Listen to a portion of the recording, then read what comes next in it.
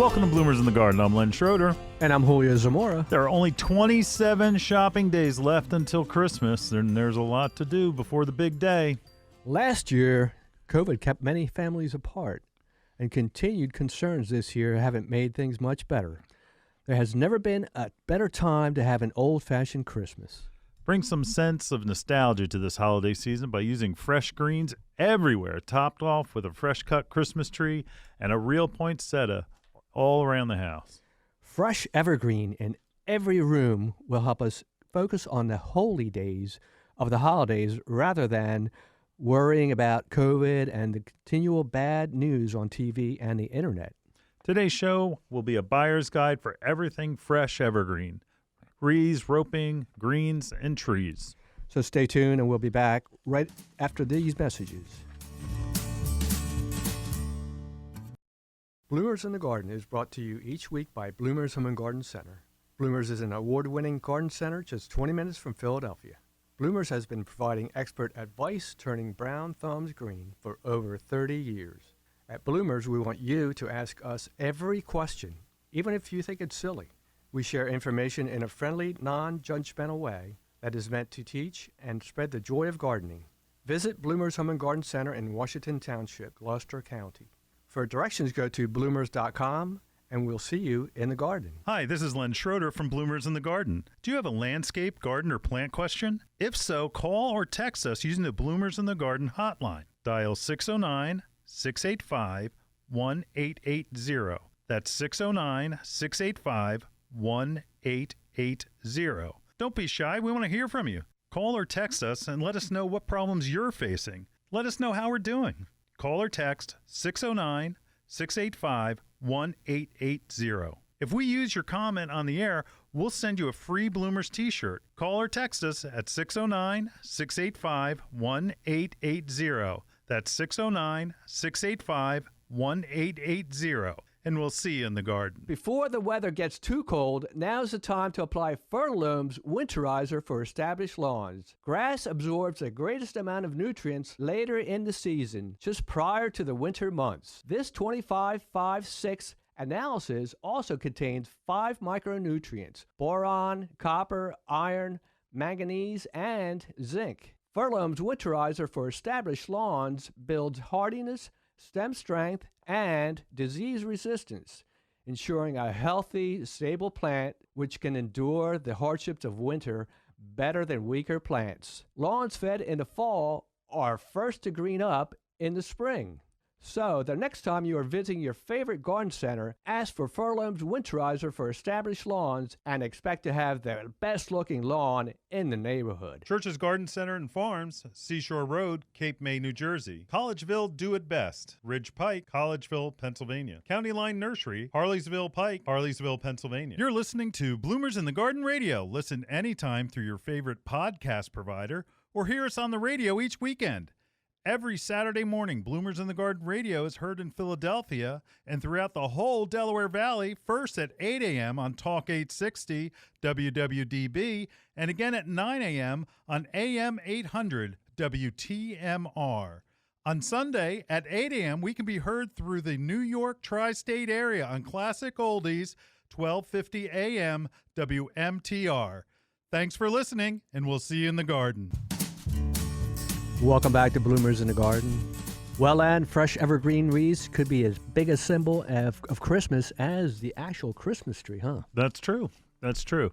It actually, Christmas wreaths really started as part of a pagan holiday, the holiday of Yule. Well, Yule, not Yule. Not Yule. Not Yule. No, so Y-U-L-E. Anyway, it was an ancient Germanic and Scandinavian holiday where it was a 12-day festival, and they called it midwinter to honor the returning of the sun in the seasonal cycle. How about that? So the wreaths were round, obviously, to basically represent that cycle. Very cool, very interesting, and they held candles that were lit in them in hopes of the return of the warmth of the sun. Right. In ancient Rome, too, they had the same type of celebration called Saturnalia. during which they worshipped Saturn, who was the god of agriculture or sowing, from December 17th through December 23rd. Then they used wreaths as well as a form of decoration and also gave them as gifts. Now, Christians hijacked the holidays, right? Yeah, that's right, yeah. We adopted that, and the circular shape of the wreath represents God with no beginning and no end. So, that's the circular end of it. Right. And then the use of evergreen branches in a wreath, signifies eternal life brought through Jesus. And About that. Excellent. And that makes a lot of sense. Yeah, it does, doesn't it? And the wreath also was meant to represent the crown of thorns worn by Jesus on the cross. And by hanging one of these on their door, Christians were inviting the Spirit of Christ into their homes. Wow, how about that? It's great. Yeah. It's a great story. It is good. Fresh wreaths to me are just, when it's real, it's real. When it looks like, when it looks like it, have you ever seen a wreath that's been around just a little too long, an artificial wreath where it just doesn't look, it really looks fake and it's all kind of twisted and the needles are like crimped. Yeah, there's different nothing colors. Like a fresh wreath. Nothing like a fresh wreath. And you can do things like if you're worried about them staying preserved, again, it's wilt stop. Yeah. And that's a product where you dip it in and it seals the needles so that there's the transpiration or the moisture isn't lost through the needles. You can do that to your trees, all of your greens, all of your greens. And that's the beauty of garden centers. We carry the wreaths, all types of wreaths, right, Len? That's right. And they're fresh. And we got a lot of them from Oregon. And let me tell you something. People come in and they love it. They love it. Yeah. Also, we're getting some from Canada. So they're basically balsam, noble fir, and then we have mixes. Like if you're looking on YouTube, we have one in the studio with us. It's actually a window swag that has berry juniper in it. It has western cedar. It's and it's decorated with pine cones. I love the natural, basic items when there's a lot of plastic in it. And this has a great scent. When you walk in, you can smell it. Yeah, absolutely. Unless you have bad nose. Yeah. or allergies. Oh, well, got allergies, we can put it outside. Yeah. Like I know for Thanksgiving, I had a big, long runner of this with the greens all made up. So beautiful. Yeah. You can't beat these, and they're not really expensive either. They're just a beautiful, and the way they put it handmade together is incredible. Yeah, that's another. It is an art, right? And for the value of what it is, you think about how much you're spending on gifts this year. Oh yeah. And honestly, everything is up. Prices on everything up. But we're going to talk about that when we talk about Christmas trees. Right. So we've got to take a break. We'll be right back right after this.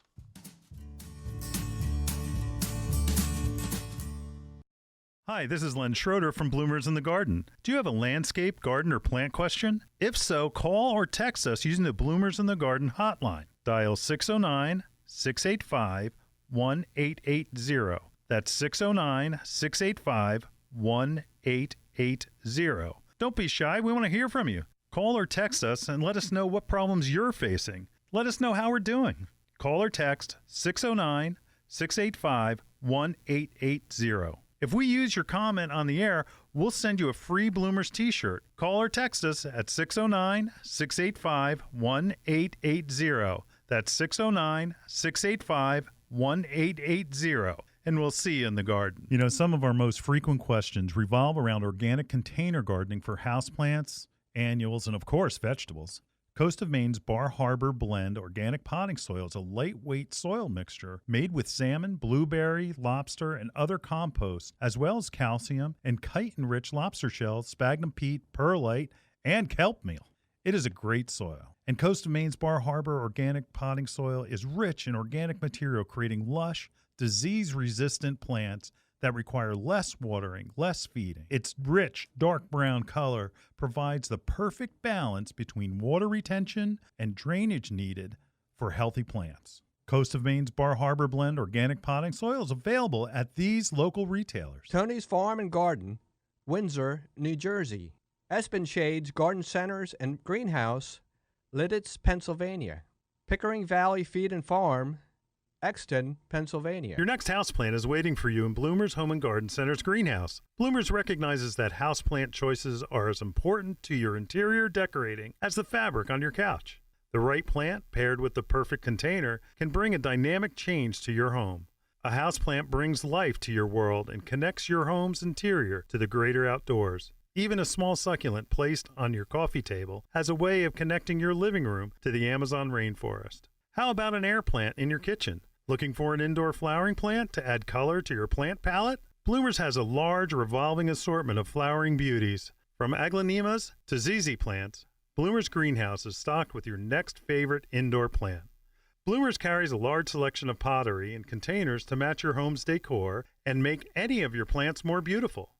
Bloomers experts can help you care for your plants and have the fertilizer, insecticides, leaf shine, and specialty soils you need to grow healthy and happy indoor plants. Visit Bloomers Home and Garden Center's greenhouse and make every room in your home a living room. Visit bloomers.com for more information.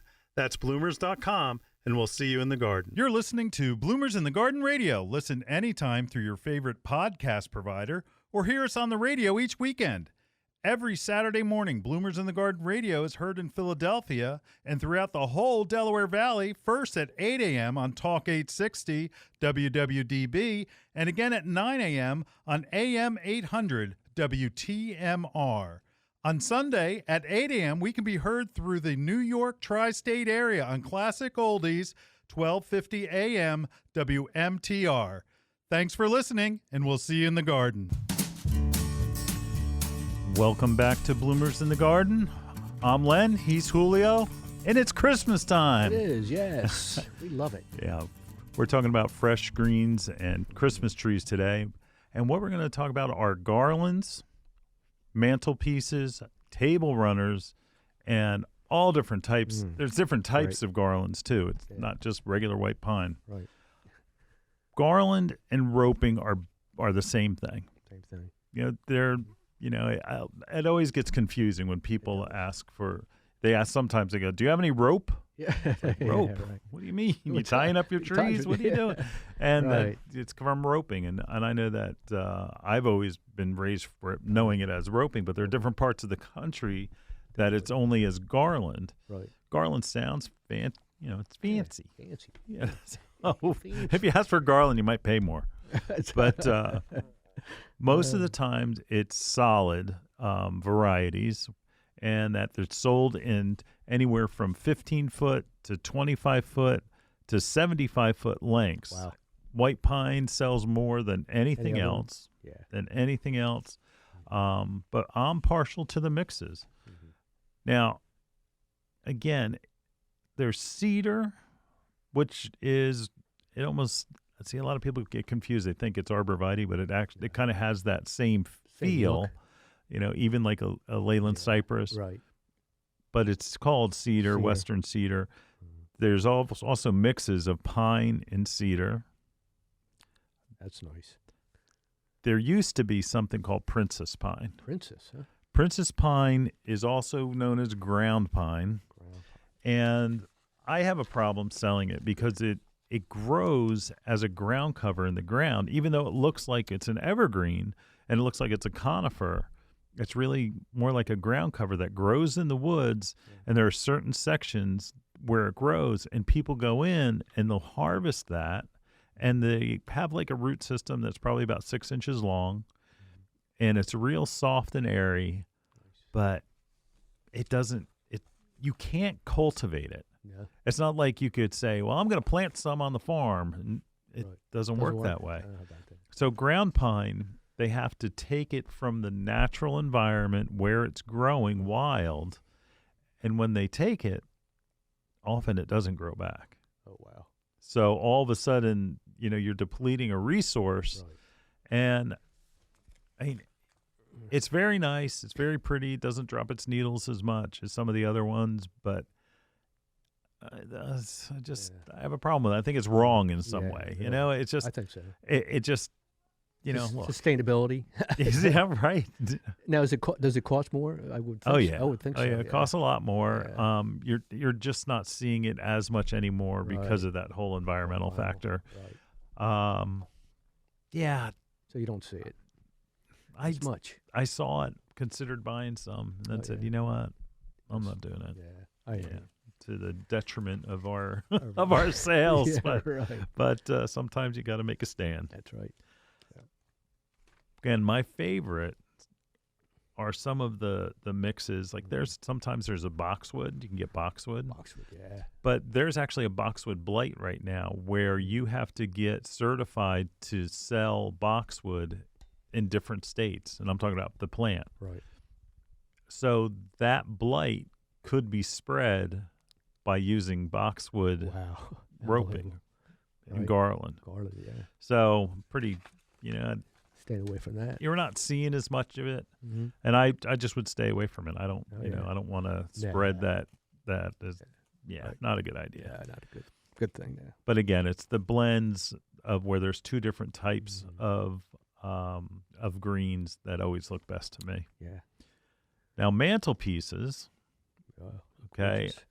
kind of self-explanatory, but what it is, it's a wider, shorter, it could be anywhere from 24 inches to 48 inches, and that it's more of a decorative piece, even though it's made basically the same way. Same way. There's a lot of more greens in it, and that there's, different highlights. Sometimes there's, there's going to be berry juniper in it. There's going to be, even sometimes they'll put like winterberry holly, or they'll put, even we're seeing more and more beautyberry used. Beautyberry, yeah. But that's beautiful. if beautyberry freezes, so I wouldn't use it outside. It freezes, the berries drop off, and then yeah. you have sticks. But inside, no problem. that's no problem. Yeah. Now, Beautiful. table runners are about the same thing. That they're meant to put onto, like, you can put them as small ones onto a coffee table. Mm-hmm. You could put other ones at your holiday table, at your dining table, and that they just are a nice mix of greens and natural decorations, and that you can also add things to it, whether you use white branches, snow branches, to make it, customize it in any way you want. Yeah, you know what? You brought something in that I really love. It's the I'm going to get one. It's the 6-inch candle rings. Yeah. Refresh, and you can put your candle in the center of it. Yeah, they're like a miniature wreath. Yeah, a little miniature wreath. Yeah, that's beautiful. Yep. Yeah, it's gorgeous. Yep. And, I always thought that they should be used like on a doorknob. oh yeah. You put them on a Wow. doorknob, Yeah, you can put it but on a then doorknob. again, every time you open the door, you might drop some needles. If it's someplace where it's easier to clean up, Yeah, just have the vacuum close by. that's right. So Julio, Mm-hmm. with the whole use of greens, it's pretty interesting. The story, it again predates Christianity. Oh yeah. Yeah. So give me a little background. All right. Before Christianity land became the primary religion in Europe, like Druids and Celts and Norse and Roman civilizations, they celebrated the winter solstice, Right. around December 21st. Right. Yep. And these cultures, they usually had live greenery to symbolize eternal life. That's what they were thinking about. And so the plants that stayed green all year, they played a critical part and role in their celebrations, which is really amazing how they do that. It is, and again, that you think as Christians, Julio, and you and I talk all the time about eternal things, Right. and that there is a seed planted in these other civilizations, where a lot of people say it's like, well, it's these Christian guys just went out and Right. did all this stuff, but those seeds were planted long before. Oh, yeah, long before that, yeah. It is, again, like, it's not, it's like, and like the same point is like, okay, so Druids and Celtic, Right. so that's over, so it's Ireland and Scotland and basically England. This is ancient times. Yeah, you're going back. Like Romans, we talked about the Saturnalia, where, the whole Roman god, Oh, God, Saturn. Saturn, right? Yeah. And that they would decorate their homes, and it was small. You started out small, like a branch or just a Little. string of greens, they call it, which is basically a garland or a roping. But it eventually turned into a Christmas tree. Yeah, how about that? You know, like we think of the Christmas tree, that the Christmas tree's always been around. I love your story that you came when you were a young kid from Cuba and you never saw a Christmas tree. You didn't know what it was. No, never. I think it's funny. I can imagine being a little kid, like, why are we bringing a tree in our house? That's right. Yeah. Oh, we had it with palm trees, you know. Yeah.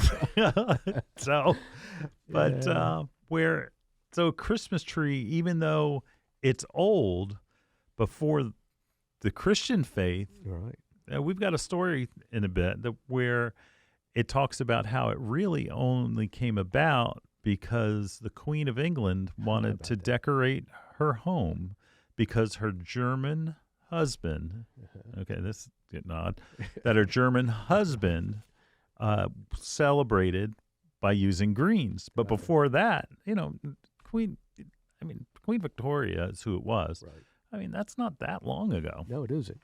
That's not that long ago. No, it's not. There's other things where when she brought that in, it basically opened up the door to say it's okay. You know, that's the big deal. The Queen rules, right? And that 1848. Wow. 1848. So, you know, you think Christmas trees have got to be, you know, 500 years old, you know, ever since, you know, Jesus walked the earth. Right afterwards, you know, let's do a Christmas tree. Right. And that here it turns out it's like a completely pagan thing. Right. But where that we have adopted, and I don't know, just in that it really only became popular, you know, in 1848. That's pretty amazing. Yeah, it is. That transforming of what it was and what it is now. Do you remember what her husband's name was? Prince Charles. Prince Albert. Prince Albert. There you go. Do you have Prince Albert in a can? No. Let him out. Let him out. Nah, it's an old joke. A really old bad joke. Okay. Anyway, but Garland is actually the original Christmas tree. Evolved, and what happened is they would decorate the garland with like dried fruits and popcorn, and there was really no definitive answer why it was dried fruit or popcorn, except that there wasn't really much decorations. I mean, China wasn't making all those decorations yet. That's right, yeah. No industry yet. And again, you think about it, so it's the winter solstice, the 21st, right? And that farmers weren't really doing anything. They weren't. So what they did is they made these decorations, and out of the dried fruit that they put up and sold them to make money. Yeah, now, makes sense. Because I can, you know, see old time movies where they've got a needle and thread, and they're doing the popcorn to make a popcorn thing. Sure. You know, putting a cranberry in between and such to give it some color. Dried fruits. Yeah. There you go. There's a good kids project. Oh yeah. Right. Yeah, that's good stuff. Yeah. And you can eat it too. You can, yeah.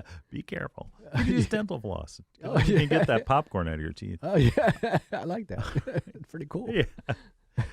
But it keeps going back to the winter solstice, and that, you know, now in modern times, that day is like, okay, like what's so big about that? Yeah, now, a big deal. It's how in the world in 500 years ago, 1,000 years ago, they knew that was the shortest day of the year. Right.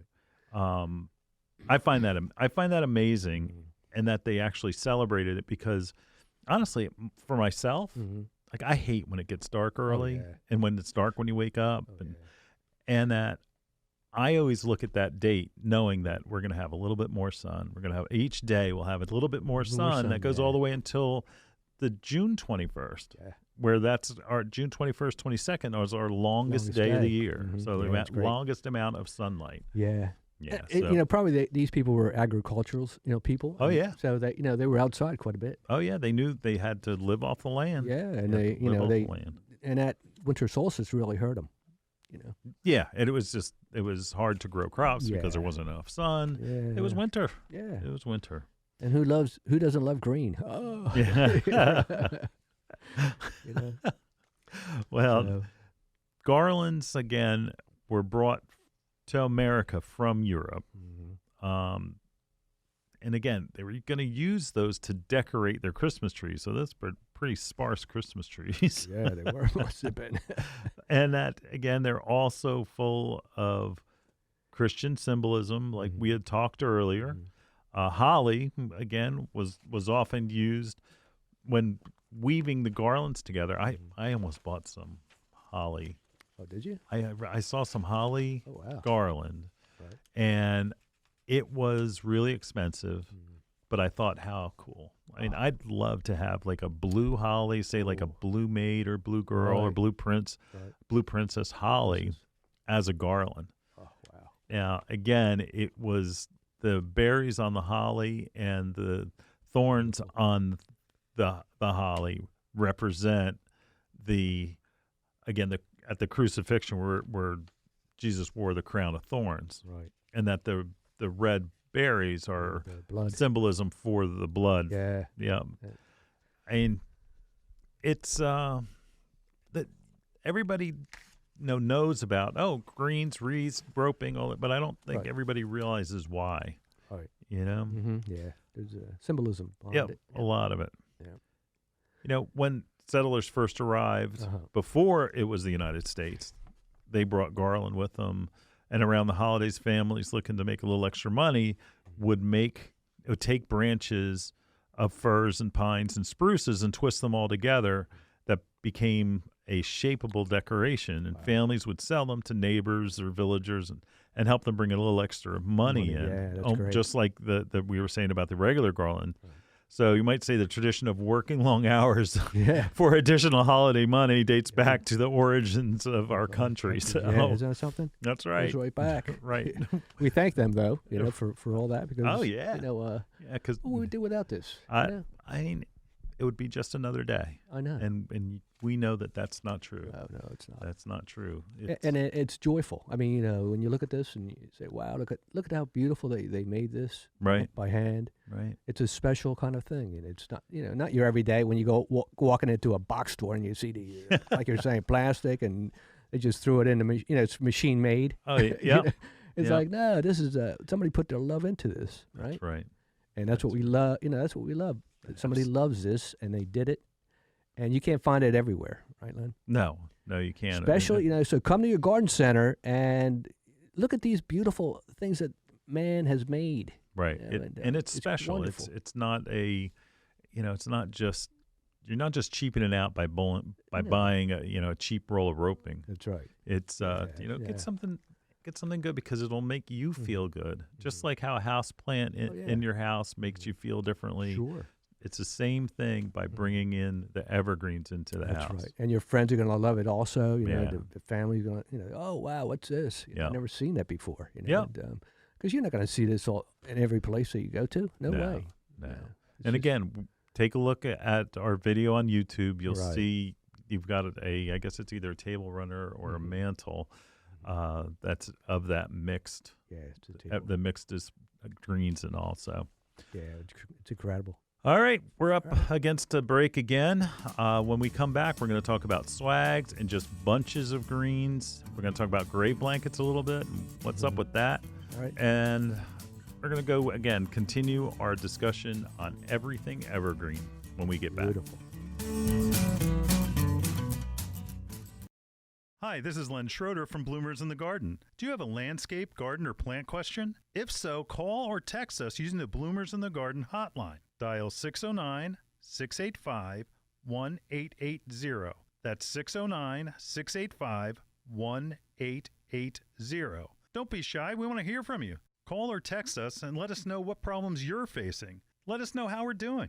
Call or text 609-685-1880. If we use your comment on the air, we'll send you a free Bloomers t-shirt. Call or text us at 609-685-1880. That's 609-685-1880. And we'll see you in the garden. Before the weather gets too cold, now's the time to apply Fertiloom's Winterizer for established lawns. Grass absorbs the greatest amount of nutrients later in the season, just prior to the winter months. This 25-5-6 analysis also contains 5 micronutrients: boron, copper, iron, manganese, and zinc. Fertiloom's Winterizer for established lawns builds hardiness, stem strength, and disease resistance, ensuring a healthy, stable plant which can endure the hardships of winter better than weaker plants. Lawns fed in the fall are first to green up in the spring. So, the next time you are visiting your favorite garden center, ask for Furlong's Winterizer for established lawns and expect to have the best-looking lawn in the neighborhood. Green Acres Nursery and Garden Center, West County Line Road, Colmar, Pennsylvania. Herbin's Garden Center, Chestnut Street, Emmis, Pennsylvania. Laurel Oak Garden Center, Thompson Mill Road, Marlton, New Jersey. The Bird Sanctuary at Bloomer's Home and Garden Center is dedicated to the care and feeding of wild birds. We carry a flock of feeders like the Brome Squirrel-Proof Feeder, which has a lifetime guarantee. Brome makes fantastic feeders for frustrating squirrels and feeding songbirds. Bloomer's Bird Sanctuary has a vast selection of wild bird seed, suet, seed cakes, and mealworms. We carry Lyric, Coles, C&S, Pine Tree Farms, and our own line called Bloomer's Blend. Bloomer's Blend Songbird Magnet contains premium black oil sunflower, peanut splits, millet, safflower, and tree nuts. It's sure to attract the most colorful songbirds to your yard. Bloomer's Home and Garden Center is located in Washington Township in Gloucester County, New Jersey. Visit us online at www.bloomers.com. When you come in, ask for Shirley Spurbeck, Bloomer's Wild Bird Specialist. Mention you heard it on Bloomers in the Garden Radio, and we'll give you $10 off a 20-pound bag of Bloomer's Blend Songbird Magnet Mix. You're listening to Bloomers in the Garden Radio. Listen anytime through your favorite podcast provider or hear us on the radio each weekend. Every Saturday morning, Bloomers in the Garden Radio is heard in Philadelphia and throughout the whole Delaware Valley, first at 8 a.m. on Talk 860 WWDB and again at 9 a.m. on AM 800 WTMR. On Sunday at 8 a.m., we can be heard through the New York tri-state area on Classic Oldies 1250 AM WMTR. Thanks for listening, and we'll see you in the garden. Welcome back to Bloomers in the Garden. Well, Len, you know, we got swags, we got bunches, and that, and even great blankets, and they all start with a foundation of what? Fresh greens. Okay? That's right.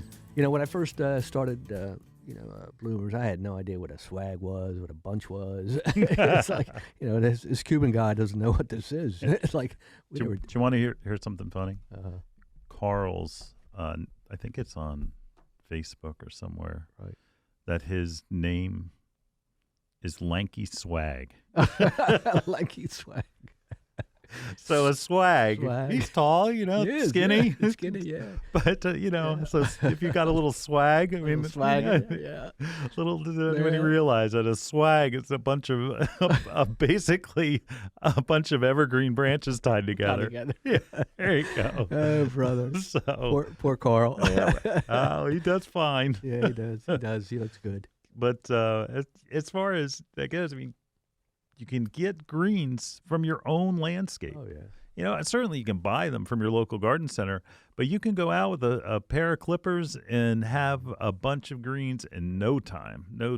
And we talked, I think, last week before about magnolias. Oh, yeah. And where, you know, using magnolia leaves and as decorations and just, I mean, they're beautiful, bright, shiny, you know. Yeah. It's winter berries and like winterberry holly and your regular hollies, and you know you've got everybody's got, I think, has a white pine somewhere on their yard at least. Yeah. So take it from your neighbor. Douglas fir. Hey.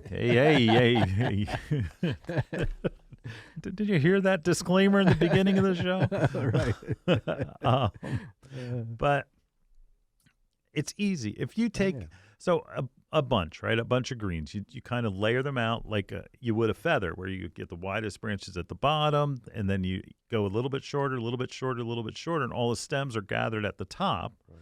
And then you get a wire around them and tie them up real tight. And then you can use like a hot glue gun, or you can use wire and wire the decorations right to it. And decorations could be, you know, natural pine cones, or they could be even like little tufts of evergreen that are different colors. Like, say, a variegated euonymus. Yeah, that would be nice. You know, you put variegated euonymus in there, or you put something that's different. Different, yeah. You know, so many of the like our stuff doesn't, but a lot of the standard wreaths and garlands and stuff that you see are just, everybody looks like they got the same thing. Yeah. You got the same thing. So if you do that, you can make things a little bit, you know, a little bit different. And now, a swag, okay, is again where it's a group of bunches tied together so that they're elongated. And that now understand this, it's a window swag, okay, is that same thing where you take a bunch and you create one bunch on one side, you mirror that look on the other side, you take the stems and you wire them together. And so that they're shorter, you put a bow in the middle. Oh, look at that. Presto. Beautiful. Another Done. beautiful thing. Yeah. Done. Yep. That's amazing. I mean, I am always amazed on how many window swags that we sell each year. Oh, yeah. And that most people want them simple, where they just want a red bow in the middle. That's it. I don't want a lot of decorations. I don't want any. So if you get the evergreen, and I prefer like a Fraser green for the background or a balsam. Balsam, yeah. Beautiful. So, and that again, you can make them longer by you can grab a small section of lath and then wire it together. It right onto the lath, so that way it's sturdy, because we often have some people who try to do it themselves, and it's nice and straight, and then when they pick it up and hold it in the middle, it looks like a mustache. It just bends over, so instead of it being straight. Right. So you got to put a couple of wires in there. Sometimes there's a base in the background. Grave blankets. Oh, my goodness. What are they, cold? But a grave blanket. Yeah. I've been making grave blankets since I was a little kid. No kidding. And that it is a memorial to recognize the people that have passed, and that it's something nice because you bring it to the cemetery, and yes, it's there, and then they throw it away, but that's not what it's about. It's about going to the cemetery, giving the respect to the person that has passed, taking some time to meditate over their life and their effect on you, and that you leave it there, and it just it's got a lot of symbolism connected with our Christian faith, and with really, it doesn't have to be a Christian thing. It's just basically a respect thing.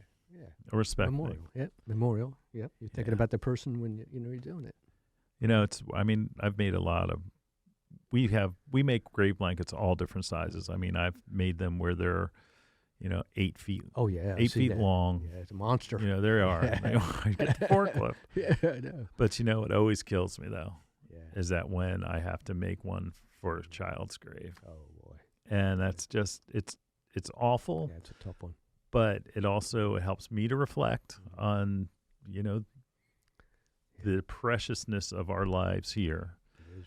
And that there's something about, all right, a little inside.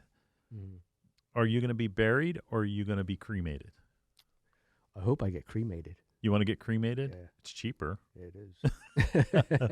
But then again, what do you want to do with your ashes?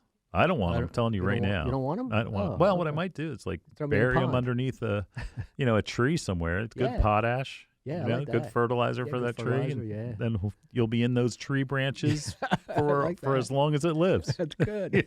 If I'm growing, it may not be long. No. But I don't know. Does anybody, because of the traditions today, is that it used to be everybody right after Thanksgiving picked up a grave blanket, went to the cemetery. They did their aunt, and they did their uncle, and they did their grandmother and their mother and their sister. Everybody got a blanket. Everybody got one, yeah. And now that tradition is kind of disappearing, and it's a little bit sad. And as people, choose to be cremated, that it's, you're not, changes. It's not, it's, your mom passed away. My mom just passed away. Oh, yeah. I mean, there must be times, that you have wanted to, you basically have this imaginary conversation with family members that have passed. Right. And that, I think it's mentally healthy where, again, bringing a grave blanket to the cemetery is something that it reconnects not just you and that person that's passed away, but also the memories of your entire family. That's right. So it's not just the one-to-one. It's that family member had a role within your whole dynamic of, your brother, your sister, your mother, your father, it makes you remember that. And for those that are living, it makes it all that more precious. It does. Yeah. For the holiday that we're celebrating. Oh yeah. And I hope we don't lose that, I hope so too. I mean, we encourage everybody to examine that, and I don't know. I think it's an important thing to save and to hang on to. I think so. Now, enough of that sappy stuff. Yeah. But you can make a grape blanket yourself, but honestly, just go buy one from your local garden center. Yeah. You can put some greens together, and you can do it like a large swag and put for them. But by the time you do that, you could have bought one and been on your way. It takes a little effort. And speaking for those that make them, they are made and the intentions are understood of how that affects the family. It does. So, anyway. Look at the time, Julio. Wow. All right, we'll be right back. Right after this, we're going to talk about Christmas trees. So hang in there. We'll see you after the break. Hi, this is Len Schroeder from Bloomers in the Garden. Do you have a landscape, garden, or plant question? If so, call or text us using the Bloomers in the Garden hotline. Dial 609-685-1880. That's 609-685-1880. Don't be shy. We want to hear from you. Call or text us and let us know what problems you're facing. Let us know how we're doing. Call or text 609-685-1880. If we use your comment on the air, we'll send you a free Bloomers t-shirt. Call or text us at 609-685-1880. That's 609-685-1880. And we'll see you in the garden. Your next houseplant is waiting for you in Bloomers Home and Garden Center's greenhouse. Bloomers recognizes that houseplant choices are as important to your interior decorating as the fabric on your couch. The right plant, paired with the perfect container, can bring a dynamic change to your home. A houseplant brings life to your world and connects your home's interior to the greater outdoors. Even a small succulent placed on your coffee table has a way of connecting your living room to the Amazon rainforest. How about an air plant in your kitchen? Looking for an indoor flowering plant to add color to your plant palette? Bloomers has a large revolving assortment of flowering beauties. From aglaonemas to ZZ plants, Bloomers Greenhouse is stocked with your next favorite indoor plant. Bloomers carries a large selection of pottery and containers to match your home's decor and make any of your plants more beautiful. Bloomers experts can help you care for your plants and have the fertilizer, insecticides, leaf shine, and specialty soils you need to grow healthy and happy indoor plants. Visit Bloomers Home and Garden Center's greenhouse and make every room in your home a living room. Visit bloomers.com for more information. That's bloomers.com, and we'll see you in the garden. Dreaming of a gorgeous garden? Give your azaleas, rhododendron, blueberries, and evergreens a powerful boost with the #1 acid-loving plant food, Espoma Organic Hollytone. Hollytone is a perfect blend of natural, long-lasting ingredients that nourish plants for stronger roots, faster growth, and bountiful blooms. Plus, it's easy to use and safe for people, pets, and planet. Visit espoma.com for a retailer near you and helpful gardening tips. Espoma, a natural in the garden since 1929. You're listening to Bloomers in the Garden Radio. Listen anytime through your favorite podcast provider or hear us on the radio each weekend. Every Saturday morning, Bloomers in the Garden Radio is heard in Philadelphia and throughout the whole Delaware Valley, first at 8 a.m. on Talk 860 WWDB and again at 9 a.m. on AM 800 WTMR. On Sunday at 8 a.m., we can be heard through the New York tri-state area on Classic Oldies, 1250 a.m. WMTR. Thanks for listening, and we'll see you in the garden. Welcome back to Bloomers in the Garden. This segment is going to be short, but we're going to talk about using a living balled and burlapped or a potted Christmas tree. And it's a great way to get that evergreen into your house, so your Christmas tree in your house, save money on that, but also to get a landscape plant outside. Yeah. Now, first, I want to say that it needs to be watered, and it can only be in your house for a short time, less than a week. And that you've got to act like this week, we've got 20 degrees that's happened. So finally it's cold. It is. And that tree is going to be acclimated to 20 degrees. And if you want to bring it into your house into 70 degrees, it may start growing if you have it in there too long. And then you bring it outside and you're going to kill it. So you got to make sure there's a few rules, that you need to follow. That's right. You know, the first is bring it in slow. Yeah. Make sure you bring it in slow. Second is dig the hole now. Yes. So when you take it out, if the ground is frozen, you're not trying to dig through what's like rock because it's all. Also, after you dig that hole, put the soil in the wheelbarrow and leave your wheelbarrow in your garage where it's not going to freeze like a rock. Mm-hmm. I've had more people say, I can't believe you told me. It's the best advice I ever got because I had to plant those things. And I mean, we used to plant them all the time. And it is a chore. If it is cold, we've got a big cold snap right after, the first of the year. Right. I mean, it's tough. It's like a cartoon where you hit the ground and it's like, ding, ding, ding, ding, it's like you need a pick and it's just all bad. And the other part's bad for the plant. Oh, yeah. And that's why you bring the soil into the garage, because if you're putting chunks of soil back around the root ball, that you're going to end up with air pockets that are going to dry that tree out. And in the wintertime, that's when it's the driest. So you got to make sure that soil can be tamped and pushed and compacted around the root ball. And still, same thing applies, right, Julio? Yes. You're going to use half the soil to take out of the hole and half bumper crop. All right. Keep it defrosted. Yes. Keep it defrosted. Right. And then when you bring it in, put it in one of those big metal tubs, wash tubs. Wash tubs, yeah. It's cast. I guess it's cast iron not cast iron. No, it's galvanized. Galvanized. And when you water it, don't water it like you're sitting in water. Oh no. Take some beach towels, put it around the top, and wet the beach towels so it basically locks in the moisture around the root.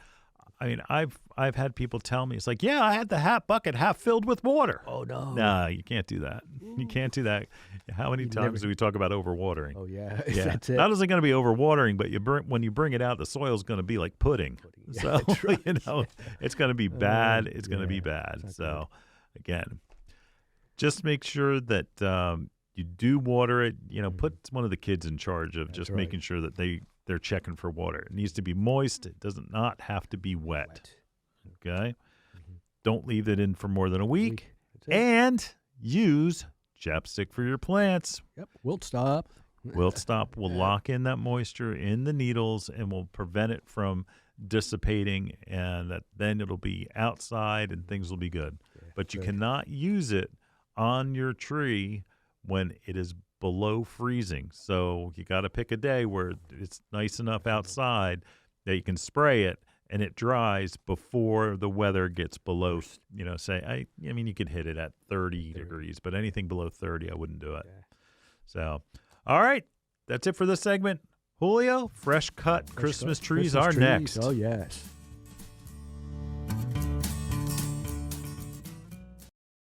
Hi, this is Len Schroeder from Bloomers in the Garden. Do you have a landscape, garden, or plant question? If so, call or text us using the Bloomers in the Garden hotline. Dial 609-685-1880. That's 609-685-1880. Don't be shy. We want to hear from you. Call or text us and let us know what problems you're facing. Let us know how we're doing. Call or text 609-685-1880. If we use your comment on the air, we'll send you a free Bloomers t-shirt. Call or text us at 609-685-1880. That's 609-685-1880. And we'll see you in the garden. Some of our most frequent questions revolve around organic container gardening for houseplants, annuals, and, of course, vegetables. Coast of Maine's Bar Harbor Blend Organic Potting Soil is a lightweight soil mixture made with salmon, blueberry, lobster, and other composts, as well as calcium and chitin-rich lobster shells, sphagnum peat, perlite, and kelp meal.